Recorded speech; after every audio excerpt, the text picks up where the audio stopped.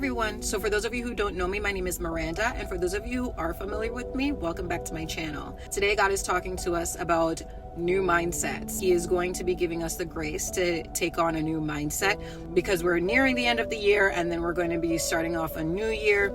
New Year's resolutions, I hear like mixed views and viewpoints on it. It all depends on how you take it, but the New Year's resolutions, don't completely dismiss it because it all depends on your mindset. So that is what God is going to be working on moving forward. Make sure that you're embracing the new mindset shift that the Lord is leading you to undertake and have as your new mental dynamic. There are certain things that He's going to be telling you to release in your mind, and there are certain things He's going to be telling you to adapt in your mind. There may not be any physical changes just yet. He's trying to stretch your mind so that you're able to perceive the new things that He's about to bring to you. Things start looking dry, but it's like your mind can't let it go, that there's something that's about to happen. There's something about to break loose. We see mindset shifts that precede dynamic changes. For example, when the New Testament, Paul, he was turning from being Saul, he first had a mindset shift. There was something that happened that had him embrace the reality that is known as Christ. Where he was on the road to Damascus, he had the mindset that Christians should not be practicing Christianity. So he had an old mindset, and it took him being knocked off of his horse on his way to Damascus to go continue to persecute Christians. When he had that encounter with the Spirit of Christ, that is when he had a whole mindset shift. He was persecuting Christians, and he went on to write half of the New Testament. Before he wrote half of the New Testament, there was a perspective shift. It literally changed the whole dynamic of his thought process and his actions. We even see this with the woman at the well, where nothing changed in her physical circumstances when Jesus Christ was sitting there waiting for her to get water out of the well. He said, "Fetch me some water," and she said, "You don't even have a bucket." He spoke to her, told her about herself, because then she said, "Why are you, as a Jew, speaking to somebody like me?"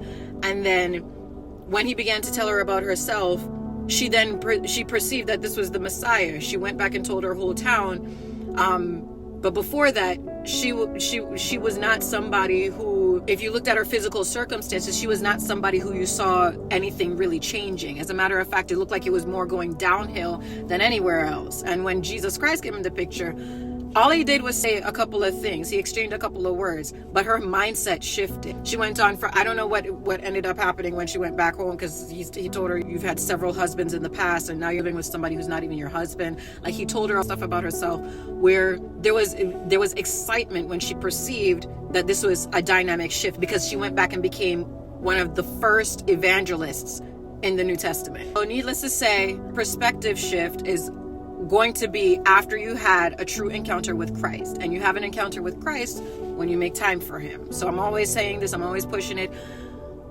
Get into an alone state of mind where it's just you and the Lord. And when you sit there and it's just you and the Lord, and you're going back and forth, you're not just praying to Him, asking Him to bring certain things to pass. You're just asking, you literally take on the task and the assignment of asking the Lord to change your mindset and help Him and ask Him to make your mind adapt to the new era that you are about to step into.